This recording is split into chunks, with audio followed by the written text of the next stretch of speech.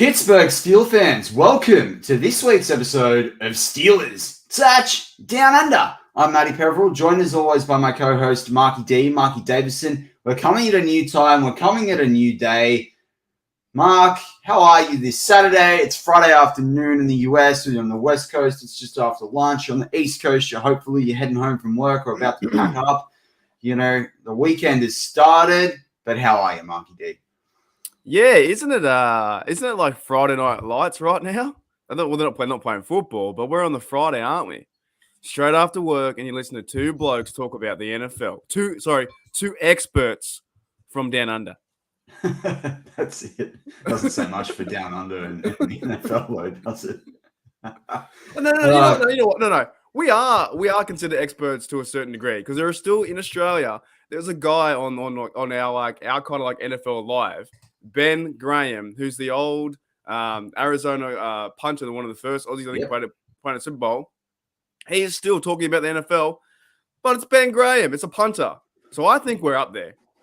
I'm telling the truth. I think we're up there. If Ben Graham can have a job in the NFL and talk football for the last 20 years, he is no Pat McAfee, right?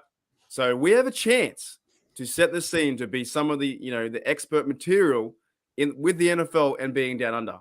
Am I not right? That's it. And you know what? We've got to give a bit of credit here, right? Now, we have our loyal audio listeners, and they shouldn't find us that too much of a change, in terms of when they get our audio on the weekend. And we are trialing this new time slot, and if it works, it'll be a lot more beneficial, we actually think, for the whole BTSC family, because the show won't get washed up in the mix a little bit when it's in season with games. But the other thing to it as well is that Tony will still go live at 9 p.m. So, Friday night, BTSC has you sorted for all your plans live.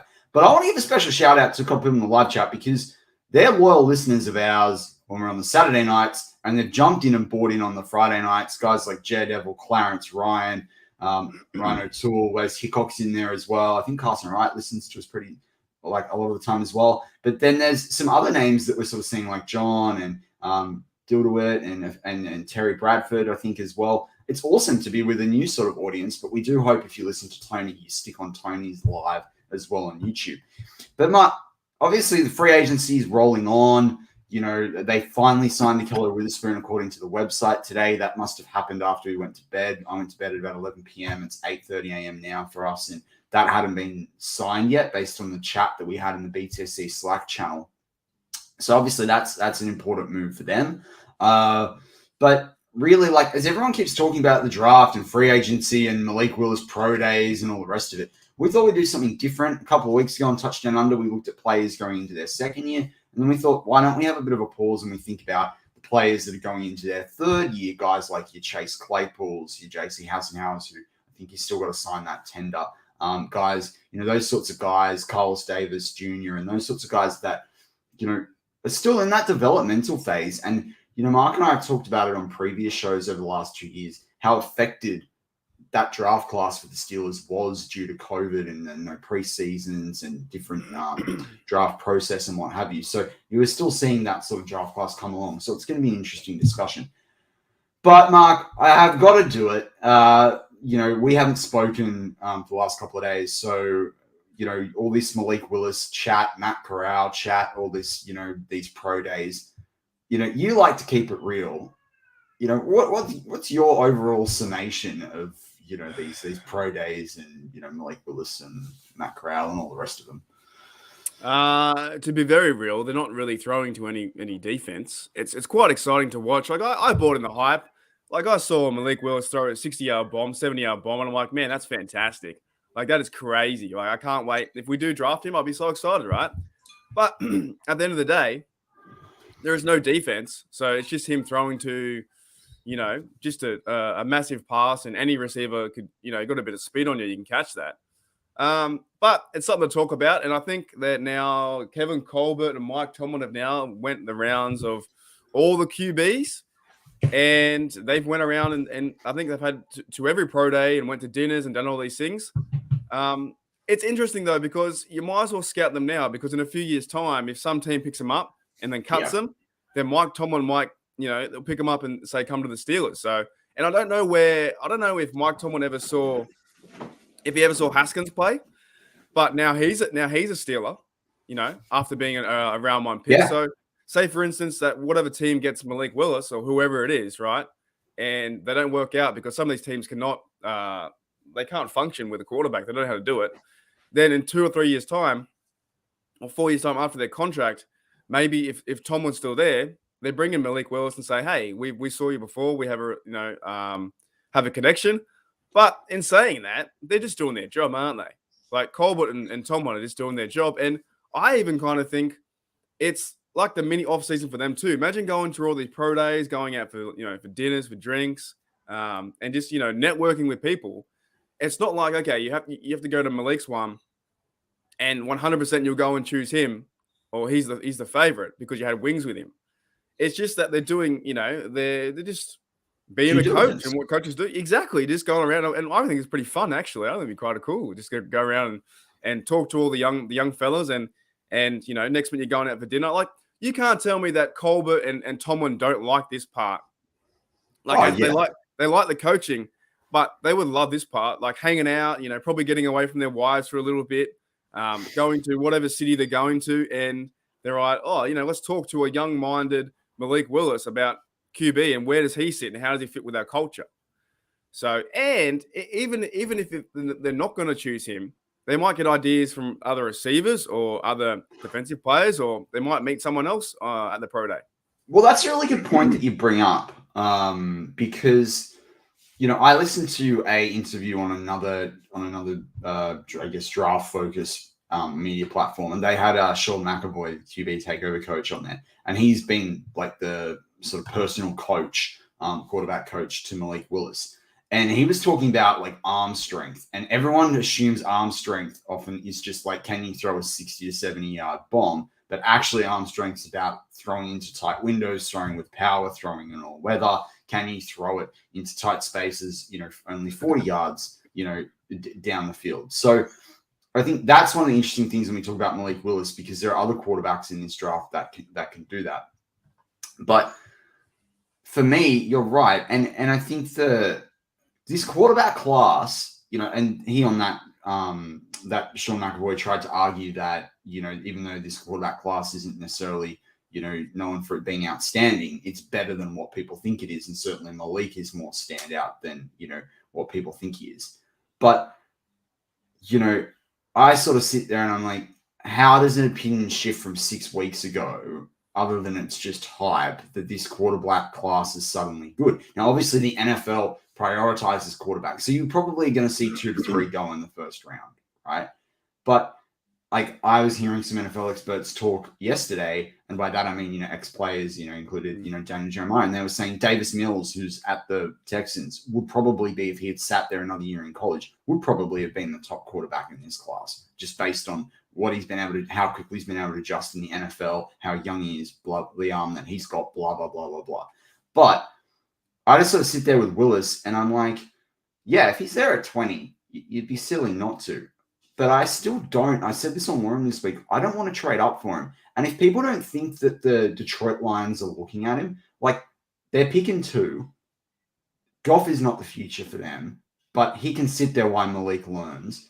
Liberty's not that far from Detroit. And Detroit, like, that coaching staff literally had him for a week at the Senior Bowl, to do whatever they wanted. So you got the Seahawks at 9.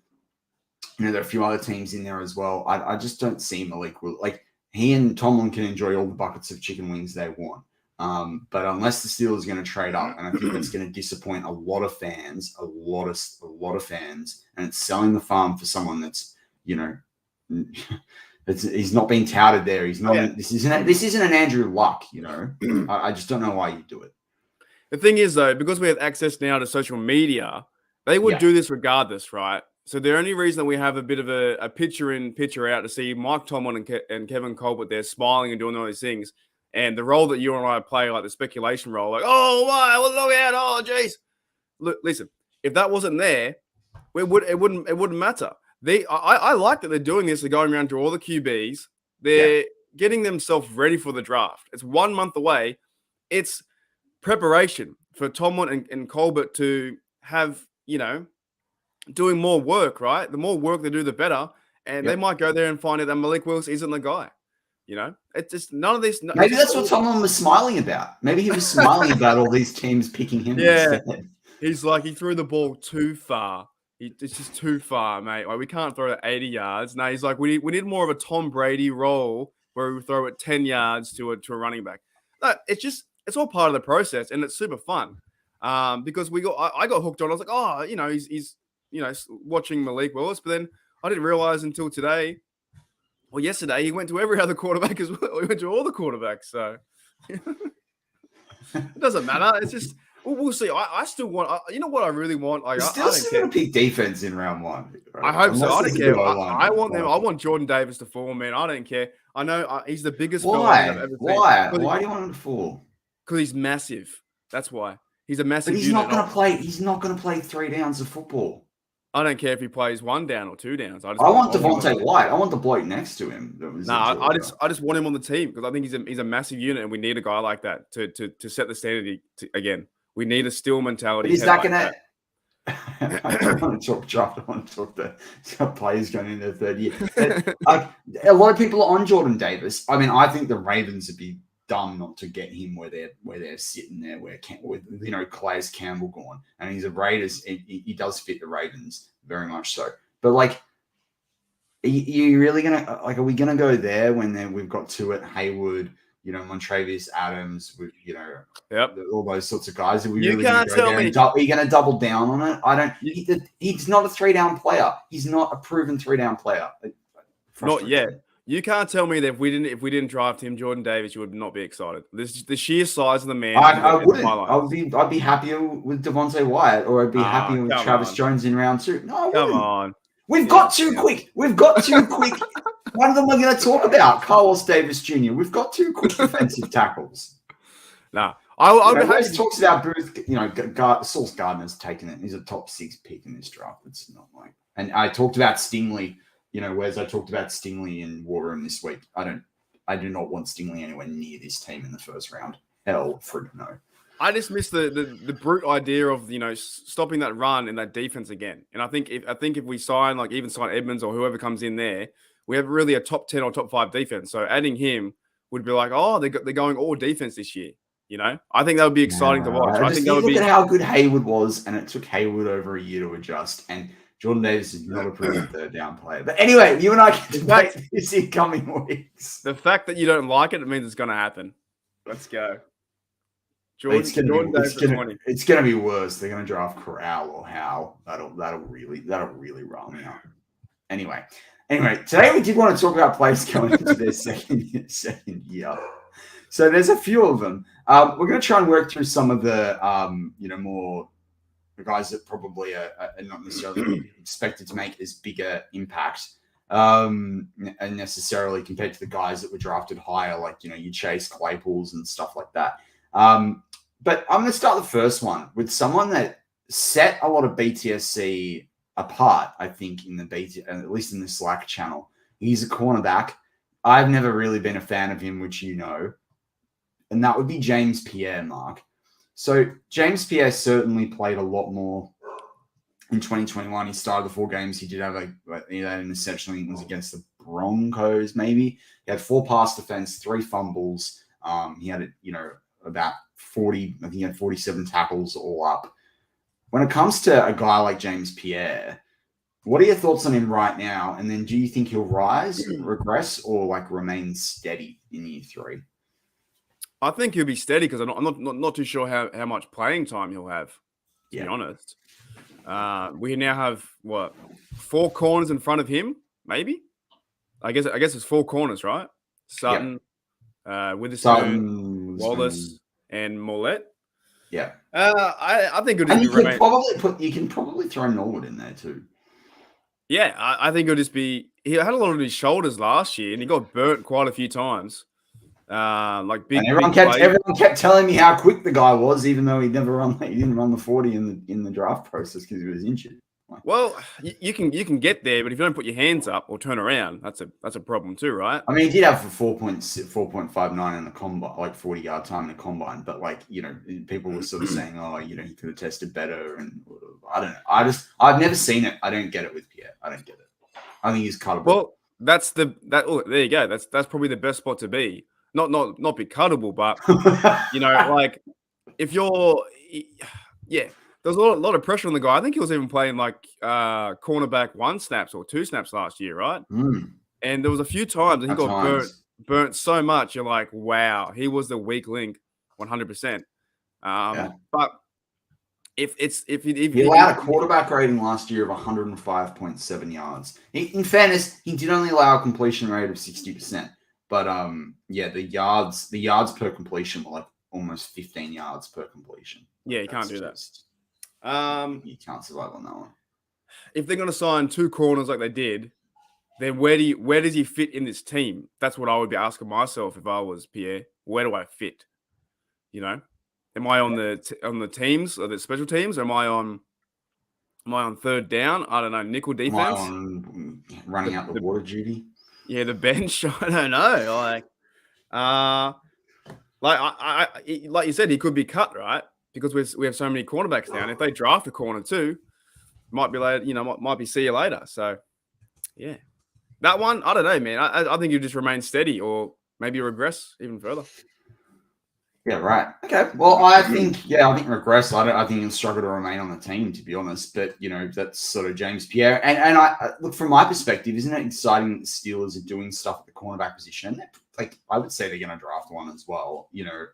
That we don't have to, we don't have to settle for that mediocrity, if that makes sense. We don't have to keep a wink and keep trying. I think that's, particularly when we talk about the Steelers secondary, that's not something that's been necessarily the case over the last sort of 6 or 7 seasons.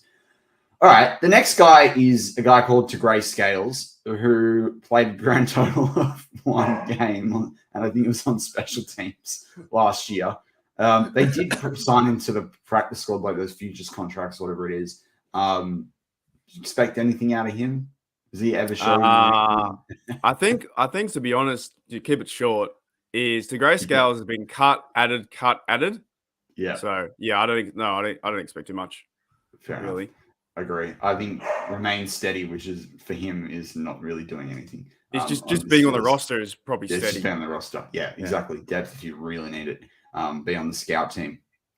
All right, there's another guy who, for me, I would like to see the Steelers add another tight end. I've liked Sternberger for a long time. I think Jay Sternberger, who didn't get to play last year, I think he's valuable. But Kevin Rader, who we know has done a bit of blocking for the Steelers, number 87, played in 6 games last year, started 1 game, but we obviously know the tight end, that's also dependent on your formation. Only got 3 targets, caught 2 of them for 8 yards. What are your thoughts on Kevin Rader? Do you think we'll see more of him in year 3? Or does he remain steady, or does he regress? I reckon we see more. I kind of like Rader for the one fact. You got to watch him on kick returns or punt returns as well. He's a mean blocker. He can block. He can. Yep. I think he may tackle, but I did see a few blocks in there. I'm not too sure if he's on the defensive side of the return game, but I know he's on the return side, and he can set the edge and he can block because he's a big fella. So I see him being more involved on kick returns and those kind of plays, and hopefully more involved in the offense, but not too much, but enough to be like where you're got a few packages, or you can do some route ability or catching or maybe blocking for Najee, because if he's on the O-line or next to the O-line, it's just an extension of the O-line, the tight end. And once if he's there, then I think he can provide some solid blocking too. So yeah, I think speaking of some solid blocking, I'm doing some solid blocking. Oh yeah, that is just ridiculous. That's unreal. But yeah, I think he improves into year 3. Really. I think some people from the Beehive were injected into the live chat. I agree with you. Look, I think Kevin Rader remains steady. I don't think we necessarily see more of him or less of him. I think he sort of remains the same. there, but at least it's not regress.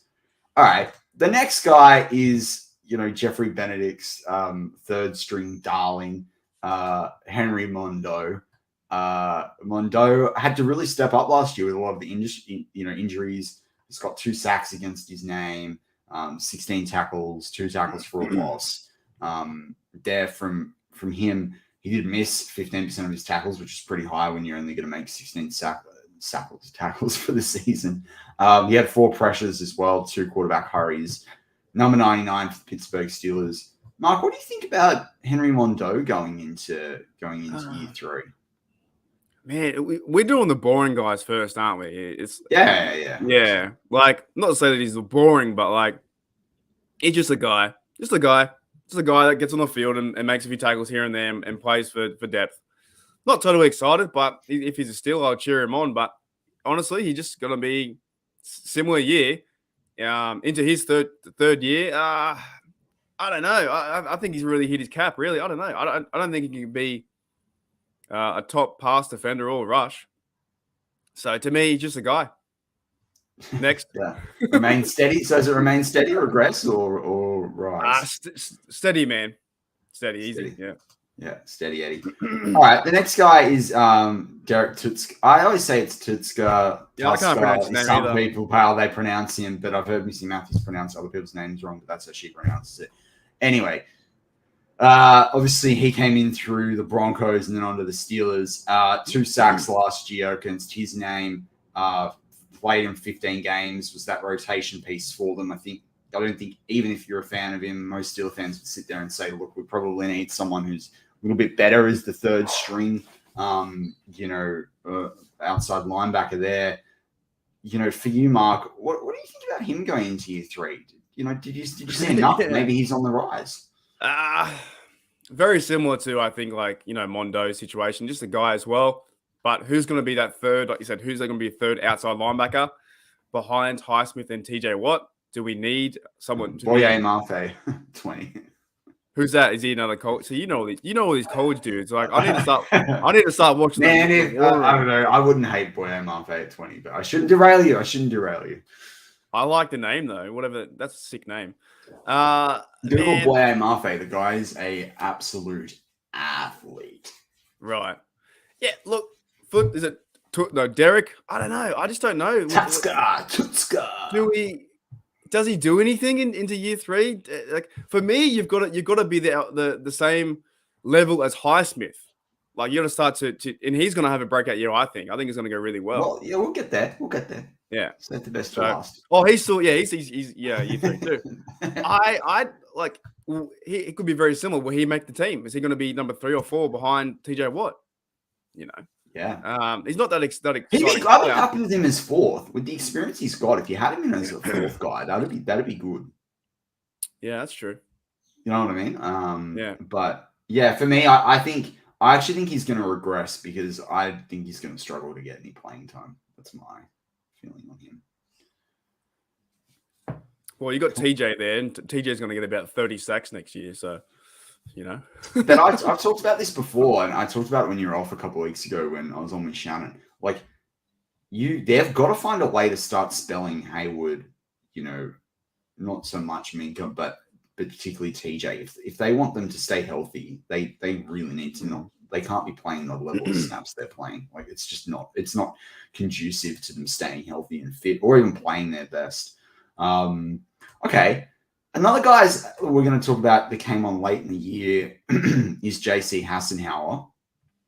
And, a lot of people were really high on him in terms of how far he'd responded. Everyone hated him in 2020, derailed the Steelers late in the season, was a big part of that sort of massive drop-off as Pounce got injured. But Hassenauer came in last year and did pretty well toward the end of the season, although the Steelers have, said that Kendrick Green still would have been playing, but he had that calf strain. As well, and to the point that he suited up when he was clearly injured, in case something happened. What are your thoughts about JC Hassenauer? I mean, particularly the Steelers have obviously gone out and got Mason Cole, they've got James Daniel. Exactly. They're shoring up this, offensive line. What happens with JC Hassenauer? I mean, do we even keep him? Does he even stay on the roster? Well, I'm not too sure because I don't, bringing in Mason Cole now at centre and Kendrick Green there at centre too. We now have, if he's playing centre, is there room? Is there room for a guy like JC Hassanau? I think he signed a 1 year tender. And I think other teams can pick him up. He has done a tender, yeah. Yeah, something like that. So, is there room? I don't know. Like, at least we're bringing in. I always preach competition. At least you bring in some competition like Mason Cole to come in, or hopefully like to spark up, Kendrick Green as well to say, oh wait, I'm not a centre. So I don't think he's going to start at all for JC, but he could be depth, and it could be preseason work or camp body, something like that. So yeah, these guys, the average NFL career is 3 or 4 years. A lot of these guys we talked about so far could either be the third or fourth, or see you later, mate. We're going to get someone else, and you're out of the league. That's what it comes down to. Yeah, and look, other teams I think could pick some of these guys up. Like I think JC Hassanau's done enough that he's going to get picked up by someone. But then if you keep him on a practice squad as well, I think that's something that you'd be pretty happy to have him as like your third or fourth string center, a guy with a bit of NFL experience, sitting in there, as third or fourth string. But that's JC Hassanau. We'll skip over him. Now we've, I expect him to remain steady or regress purely because I think there are other guys in the role now, and I think they're going to draft guys on the O-line as well. Moving on. Anthony McFarland Jr., the guy that just keeps tripping over his own toes. Injured most of last year. Look, I mean, the stats for him so far, it's hard to... You can rattle off these stats like that he's rushed 36 times for 116 yards. The long he's done is 20. He's a guy that we expected to break them for a lot more. He's had some receiving. He was, a target that Ben had at the end of the game on the fourth down. I think they were 4th and 11 or something against the Browns in that famous playoff game that obviously the Steelers lost. But for me with McFarland, it's just one of those players where it was all promise and we've just never seen it come on. And I'm at the point now where he'd have to have a really, really outstanding preseason. But like he was well behind, and I know the injury came into play, but he just was an afterthought last year with Ballage and Snell. Yeah, it's more fun talking about what he's going to do than actually watching what he is doing. Do something. Run somewhere. I'm done. I don't know, man. I'm just like, I looked at his stats the other day, right? He has 100. He's been on the field 108 times, 108 snaps in 2 years. Would you say 36 carries and 100 yards or something like that, or less than? He's 36 carries for 116. Do something. We have not seen you. You've been injured. Every time you get on the field, you run into the wall. And if Najee can get around that wall, you can too. And at the end of the day, this is make or break for you, because otherwise no teams will get you, and you'll be on the couch if you don't go out there and do something. Stay healthy, one, and then secondly, get a first down. Do something. The best, as Mike Tomlin says, the best ability is availability. We could say that being available. We could say that to all the running backs. A call out to all the running backs, right? 100%. I think I looked it up the other day. I think it's like 14% of the snaps went to the second running back overall, including everyone. Najee had 86% of the snaps last year. That needs to come down. Well, the other thing too is... Oh, sorry. I'm just rolled up, mate. Well, do something. Yeah, and I agree with you. And I just think, look, running back is something that right now, Steelers fans, everyone's sitting there, even a lot of our BTSC colleagues, everyone's sort of saying it's not the focus, because we know how much that we need to fix the secondary. We need to make sure we've got depth on the defensive line, and outside linebackers. We've got glaring gaps at wide receiver. But, they need to get someone in here third, at least if it's, a late pick through the draft, and there are some cool guys like a Pierre Strong or someone like that, because, even go get a Brian Robinson, get another, a basher like Najee, but I do think we need to change a pace guy. But if Najee gets injured, right, particularly we draft that rookie quarterback, we're done. As you just signaled there, we're up, up the creek without a paddle, and I left out the S word that goes before that, right? So, This is McFarland's got a real opportunity here, and with a better O line that's going to create some holes. You just have your fingers crossed that he can rise. But I mean, I've been disappointed so far, so I'm just going to sit. I'm going to sit there and say remain steady. But I do see a world where he regresses even further, and that I think he does. could lead him to be off the roster. I think he will regress this year, just because he hasn't done anything. Nothing's happened over the last 2 years, and it was all promise, all hype. To be that scat back, to be that fast back, and we didn't see anything. His longest rush is like probably 15 yards, maybe 20 yards, and then he falls over. Yes, but he falls over before he gets 2 yards half the time. Yeah, he's playing too fast in front of his feet. Whatever sport you play, he's playing too fast. He's trying to react too fast before he even gets the ball, before he even sees the safety or the linebacker come down. And, you and I don't play football, but we play other sports. You can't do that. He's just playing too fast in front of himself.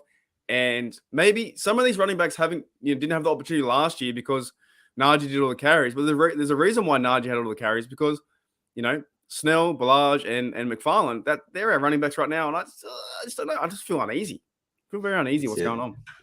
That's it. All right, the next guy, and then we got to crack through him quickly because I want to spend time on the top guys from this draft class or these players that the Steelers have got from that year 2020. Carlos Davis, the defensive tackle, he's the fast guy, 4.8. So he ran a 4.82, right? That's pretty close to what Jordan Davis ran. I know Jordan Davis is a better player, but Carlos Davis Jr., his brother's on the team as well. Is it Khalil? I think it's Khalil. Anyway, he's played, literally 10 games for the Steelers, 11 tackles in his Steelers career, 2 tackles for a loss. He struggled with injuries at times. Do you expect anything more out of him in 2022? Or for me, I think it's remain steady or regress because I just don't think he'll get any more play time than he's got, but you never know. Yeah, I'm pretty much the same. I didn't even know he played, 11 games? So he's only over 2 years. So I only played 4 last year. And he's still the 7th round pick from 2 years ago. So yeah. I don't know. I think he has a chance to improve because his ceiling is so low, right? Being around 7, you can't really say he's going to get any worse than that. I'd be happy if he makes a team just to see what can happen behind the D line and hopefully try and stop the run. But other than that, he's just another guy, really, and hopefully he can start to do something. He got 2 sacks too. It's positive, I guess. That's it. Yeah, we'll see. I just think they're going to bring people in that are going to take the spot, or I think he sits on a practice squad or what have you. But I'd love to see more of him. It's not that I don't want him to do well or anything like it. All right, so we've got a super chat from Connor Eddy, $4.99 for tip jar, US Yank Bucks. I think that's going to take off. I think we just keep it US dollars. He says, do the Steelers take a QB still in the draft or a wide receiver first round? So I think they take neither. But if they were going to take anything, right, I would actually prefer them to take, if there's a top-class wide receiver on the board, I think you take him. You get a wide receiver on a 5-year contract and flip him. Look what's just happened with Tyreek Hill. Look what's probably going to happen with DK Metcalf if it didn't happen overnight and I missed it. When they want that bigger contract, you get rid of them. You get 5 years on that. If he's a top-class guy and you believe in him and the Steelers can draft wide receivers, I've been saying this now for probably 6 weeks. I wouldn't be surprised to see it. I wouldn't hate it either. That 5-year deal, big difference if he's going to be your number. Even if he's only going to be your number 2 for those 5 years, you get a guy like that, fantastic. And there's a lot of good wide receivers in this draft.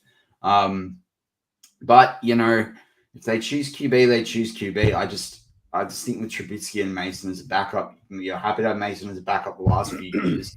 Trubisky still got a chance to be a top level, a top 12, 15 quarterback. So I don't know why you need to take one. If they do, I understand, but I would prefer neither, and I kind of expect neither. What about you, Mark? Out of those choices, if it was only QB or receiver, I would say receiver. For the pure fact is we don't have a number 3.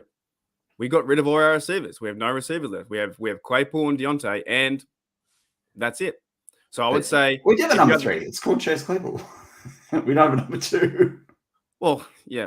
I'm being silly with you. I'm just mucking you. Right. There's no receivers left, mate. There's no one. There's no one left. Even Ray Ray's gone. Ray Ray, $5 million a year. $5 million a year for Ray Ray. Where's the guy that challenged me to a fight last year because I thought Ray Ray was crap? Oh, I don't know, mate. But all I'm saying is Trubisky turned up and went, hey, where is everyone going? Where are you going?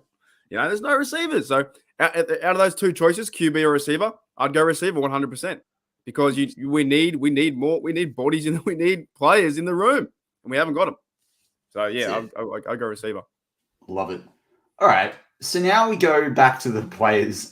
Kevin Dotson. Oh yeah. Now when he's playing well, it's Pro Bowl caliber. Didn't get to stay fit last year, but having had 9 games, 9 starts, 565 offensive snaps. That was 90%. That was 90% of the snaps that he played. There was 90% of the snaps in the games that he played. He had 5 penalties last year, 4 were holding. You saw that a lot more than the 3 that he had the previous year. What are your thoughts of Dotson? Does he stay as a starting O-lineman, particularly maybe even the Steelers draft one? Does he get shifted to the right and swap with James Daniels? What are your thoughts about Kevin Dotson? And of course, does he rise, remain steady, or regress? He has to. The pure fact is he has to rise because I want to see this offense run the football better what they did last year in 2021. He has to rise. Like, he has to play better. I think he will. If he's at left guard or right guard or wherever.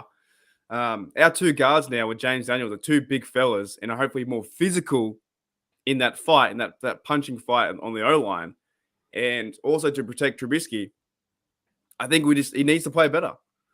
And he's been also, I think he was injured quite a bit last year, right? Injuries happen, but if he can stay healthy, I think our team will be successful, hopefully, to win some games. Yeah, and I think the Steelers, it's a little bit smoke and mirrors on, how they were sort of saying, oh, he's not the guaranteed starter in the preseason last year and he didn't come back and he didn't work hard enough. A lot of people started to think that was a bit of a Mike Tomlin mind game thing. I think they want to see him do well. I still think, he was a 4th rounder that no one expected next to Robert Hunt there at Lafayette, and surprised everyone, but the tape looked good. But people got to remember going to this draft, there's going to be players like your Kevin Dotsons that the Steelers have looked at. And I think it's really exciting with Kevin Dotson when he came in. He's a Steeler fan as well. I think he wants to do well. I agree with you, Mark. He has to rise, but even if he remains steady, as long as he stays healthy, I'm excited for what he'll do in year 4. But we really need, if you get him firing, that's going to make a massive difference for Najee. And I think it will help out Dan Moore as well at left tackle. But who knows? Maybe you move James Daniels over. I'm interested to see sort of which way they go on it. Because if they got like a Trevor Penning, right? Maurice Jones-Drew just drafted in his mock drafted Penning to the Steelers. People Penning at right tackle with Kevin Dotson next to him. That's a mean right side, for a cutback. But anyway, now we go to the final 2 players. They were the first 2 players taken in the draft, and Chase Claypool and Alex Highsmith. Let's keep the chronological order there, and we'll go Alex Highsmith out of Charlotte that Shannon White predicted at the time. Taken in that 3rd round, 8 sacks in 2 seasons, 20 tackles for a loss. He's played in 30 in 32 games, started 16 last year, started 5 the year before, 1 forced fumble, 1 pass defense, 122 tackles. His run defense was fantastic last year. Everyone thought that was the weak spot. 5th, and then he also has 21 quarterback hits in 2 years. And last year with 6 sacks, the 15 quarterback hits, 15 tackles for a loss, people even expected more of him. But yeah, where does Highsmith go? And also, thoughts go out to Highsmith. He lost his grandma in the last week. But what does Highsmith do in year 3? Mate, I think he rises to the occasion. I think he's going to go out there and get 10 sacks, or it's going to be a big year. I'm telling you, this year on defense with the additions we have is going to be a big year for everyone.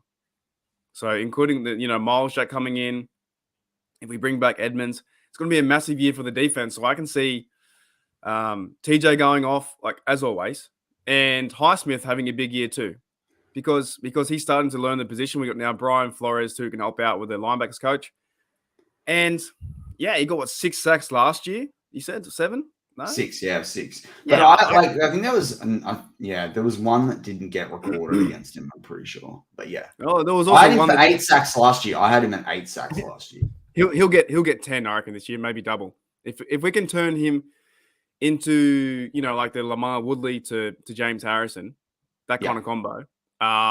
I think he's ready. I think he's really ready. Especially with Tua coming. Like if you've got Tua coming, yeah, back, exactly. And you've got like a Miles Jack, like you free him open. Yeah, I just thought the best thing was that we were worried about the run defense, and he did really well at that last year. Like his run defense was really good. Like, and I think at one point Jeffrey Bennett was talking about it, and there were a couple of weeks there where he was like the best outside or edge rushing, run defender in the league. Like it was terrific. Like just absolutely terrific. He might also chase, try and chase down TJ to be the best player on the defense. So motivation wise, he's in the right place to be a Steeler. Well, and this is the thing, like you've signed TJ and Alex apparently did a lot of offseason work last year with TJ. And I think I heard him say already that he's heading up there to train with TJ and JJ at their like sort of training base. Man, how good is that if you're Alex Highsmith? So I also think the guy's a top bloke, and I think he's the sort of bloke that wants to get better and wants to rise. So I'm really positive from that perspective. Turning into a Steeler for sure, a true Steeler. Yeah, and he's one of those players that he's not that guy that's taken in that first round, but these guys in the third and the fourth round, second and third round, they're how you build a championship. I did a war room 4 or 5 weeks, no, maybe 3 weeks ago. Yeah, it was just after the Super Bowl. Yeah, it's about 4 weeks ago. And maybe 4 or 5. Anyway, I was right. I talked about the second and third round draft picks and how important they've been to Super Bowl winners over the last 5 years. He is one of those players that if the Steelers were to do well and go deep in the playoffs, he's one of those guys that you'd throw in there too. All right, we don't have many minutes left. Let's get to Chase Claypool. Now, divides a lot of Steeler fans. I ordered a legend jersey with him. Not that he's a legend, but that Nike has those legend jerseys. I ordered one back in November that got lost, and I got a refund. Yeah. It arrived in the mail this week. So I thought it was hilarious. I was like, I don't know if I'm going to wear this. He needs to reprove himself. But what do you think about Chase Claypool? I mean, he's only caught 56.5% of the balls thrown, balls thrown to him in the last 2 years. He averages 14.3 yards, and it was 14.1 per reception. It was 14.1 in 2020, 14.6 in 2021, 62 receptions in 2020, 59 in 2021. Both times he had over 105 targets. He's got 11 touchdowns in the receiving game, 9 in his first year, 2 in his second year. He has 2 rushing touchdowns that we know from his rookie year. Didn't do as much in that last year, but they were doing more with Ray, and they did a bit with Juju, and obviously you've got Najee Harris. From my perspective, Chase Claypool has to rise this year, particularly when we talk about how empty that wide receiver room. But the question is, will he rise? Well, it sounds like your jersey took their time, a bit like Claypool took his time to hand the ball back. Yeah, that's you need to get rid of the antics. I'm sorry. You need to be a clean slate, get rid of the antics, go out there and be a professional like everyone else and not muck around. You can't be fighting with Trey Turner.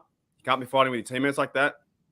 You have to know your role in certain positions. You have to know the game at what time. If it's the first down, you just get up and play the ball. Everyone knows my kind of thoughts on Claypool. I just want to see him do better.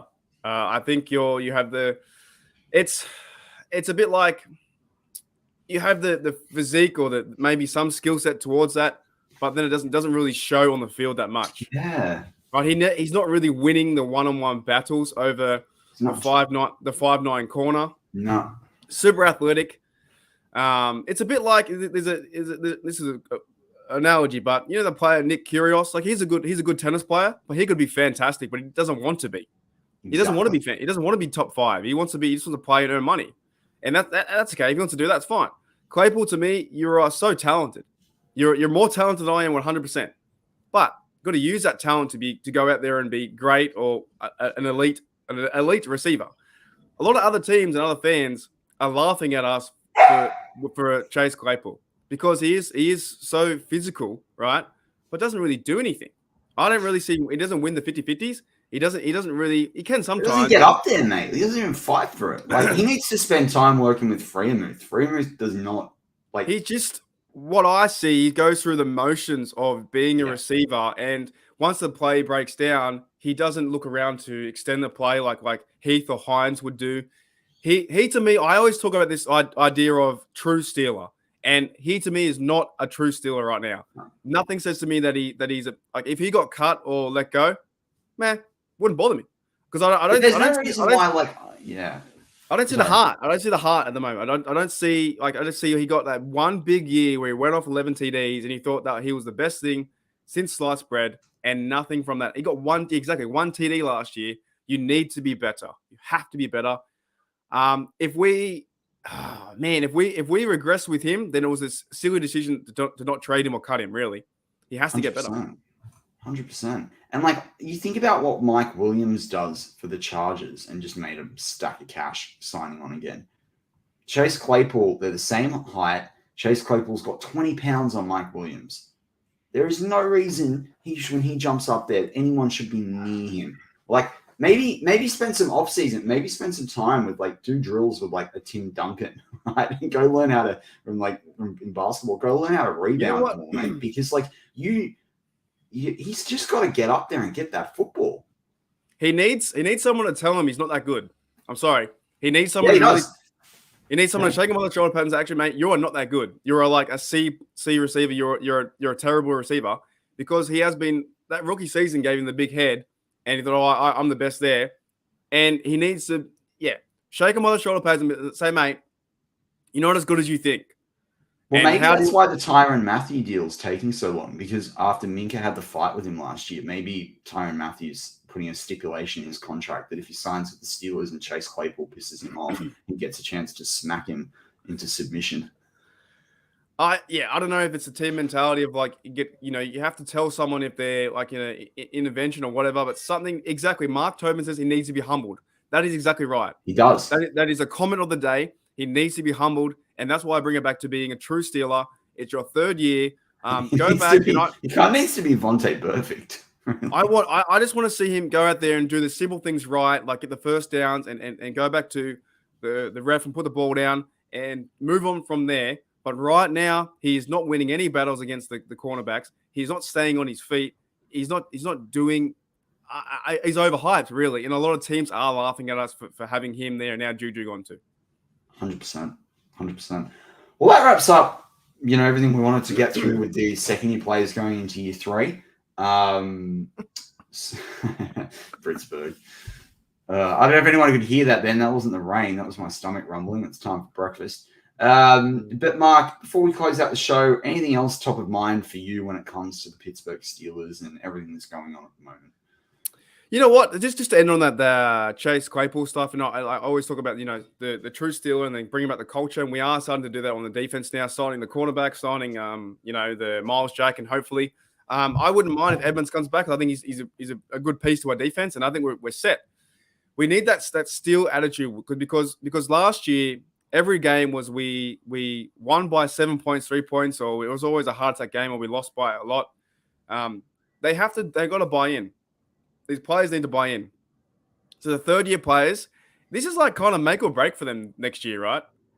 If Claypool has a bad year, who's going to sign him? Well, no one's going to sign him.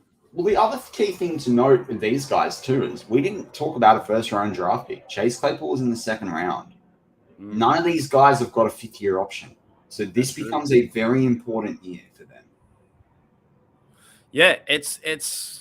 I would be saying, forget about what you did the last 2 years. If you're McFarlane having no time, if you're Claypool having one TD, forget about that stuff. Like, for more or less start again, but the fundamentals need to happen. If you get a first down, hand the ball off and let's go. If you get a touchdown, yes, let's go. Let's keep pumping the team up. And these fellas, like Mark Tobin said, some need to be humbled to a certain degree because you're not the best player on the team. The best player on the team right now is TJ Watt. Right? Look at his work ethic and follow what he does. And just because Chase, mate, you might have caught one good ball or 11 touchdowns, it doesn't mean that you are the future Steeler and you've got the big YouTube page and all this kind of stuff. You got to buy into the Steeler way, and that's how we've always been successful watching our players. Go and watch. Like I was a bit angry this week because a lot of the new players coming in, like Mason Cole, and I think someone else said they talked about, I can't wait to wear the black and yellow, and 100%. Grinding my gears. It 100% it's black and gold, right? I want these players to go and spend half an hour to watch the history of what's happened in the 70s, what's happened in the 90s, the 2000s, and in the defense, like Troy and those guys. Listen to them talk about the team, and then apply your skill set with that. Because if you do that, we will be a winner. Like I even like that James Daniels, to me, the right guard now, he seems like a Steeler. He seems like a guy that we are. He's passionate. He wants to play for the team, wants to play for the city. But when Mason Cole says, I'm ready for the to bring a Lombardi back home to the black and yellow, you made a mistake, mate. You have to, these little things that we will jump on, and you got to fix that, because you need to know the lore and history of the team before you can go out there. And skill set's one thing, but I want to see passion base. Like I want to see TJ rip someone's head off like that, man. I'm telling you, they have to do that. That's it. But with that wraps up this week's Steelers Touch Down Under. I'm Matty Peverell with Marky D. Mark, as always. Go Steelers.